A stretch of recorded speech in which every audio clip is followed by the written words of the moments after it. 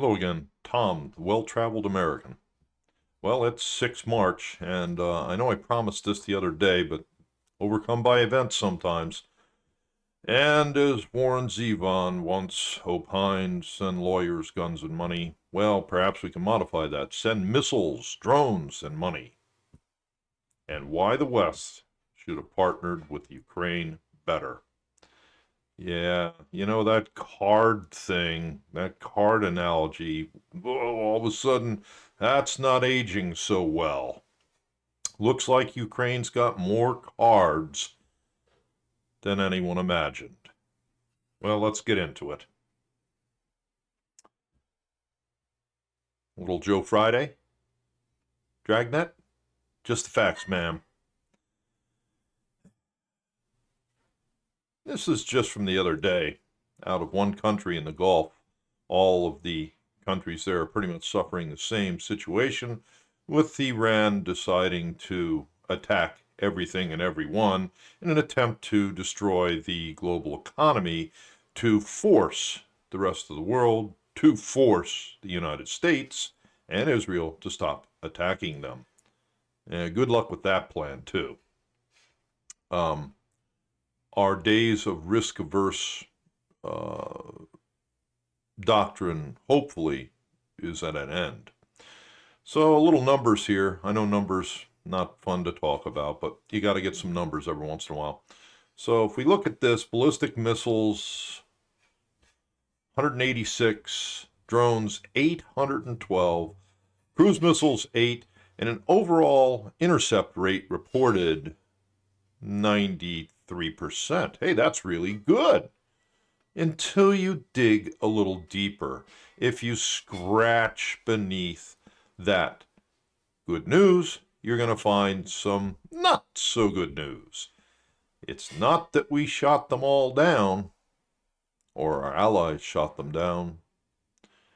It's how we shot them down. Sometimes things just don't add up.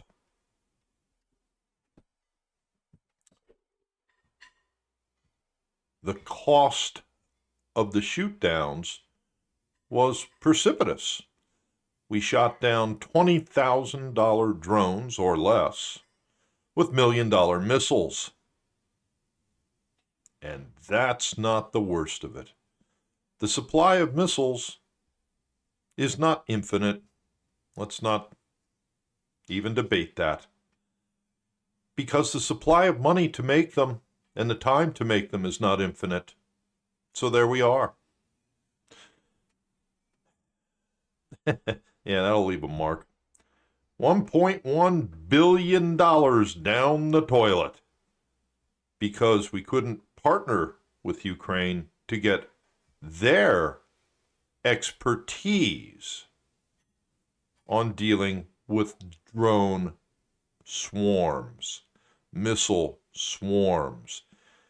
Yeah, we have the technology. Boy, we are the best. And the war in Iran certainly points out some of those things. Let's see. Iran, no more Navy. No more Air Force to speak of. No more Ayatollahs. Well, who knows? Maybe they'll elect some more. But then again, they're going to have to get together to do that. And that looks dangerous for them. But all things aside from that, how we spend the money is how the war actually ends up.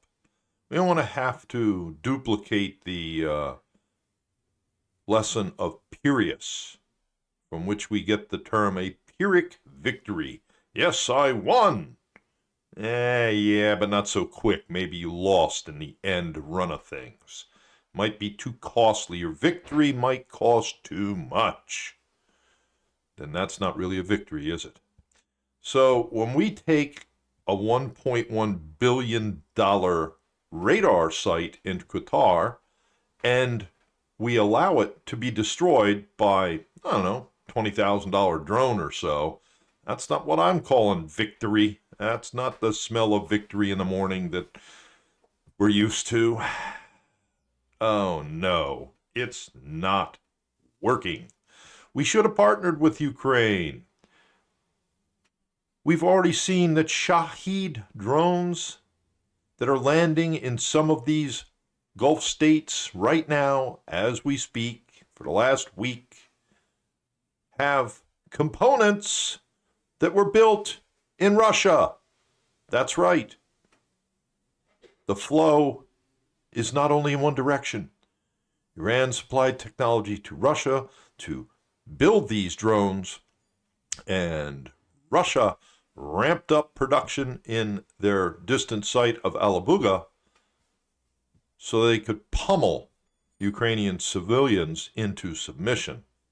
And that plan's not quite working, but you see, it would have been far better for the West to have coughed up a few measly, cheap, by comparison, Tomahawk long-range cruise missiles to take out that drone manufacturing plant in Russia so that they would not now be sending parts back to Iran so that they can use them and launch them against Allied and other Gulf states, destroying $1.1 billion radar sites and other things. Yeah, how about that? Ironic, isn't it? Yeah, war costs money, especially when you don't learn from others. It's the old hot plate in the hand trick.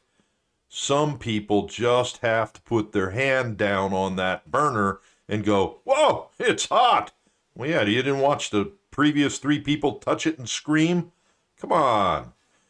We've got people with master's and doctoral degrees supposedly formulating policy, promulgating orders, and we can't see our way clear of doing the right thing, which is partnering when we should, being stern when we shouldn't. Yeah, how about that?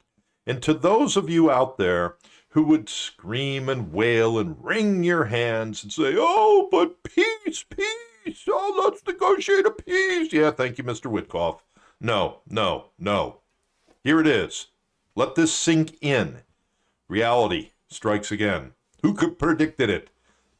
Quote, we discovered that peace at any price is no peace at all. Yeah, how about that?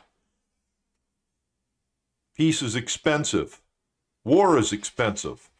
War is cheaper when done properly than the cost of an unjust peace. I'll leave it at that. It's 6 March. Let's hope we've taken our cranium out of our rectum and we're going to get with the right maneuvers here. Supply a few long-range missiles to Ukraine so that they can destroy the now center of drone production, cutting off the massive flow of drones that we don't have an actual defense for in the Gulf or anywhere else for that matter, because we failed to partner up with Ukraine in a timely fashion and learn the techniques of the new modern battle space. 6 March, and I am indeed today out of there.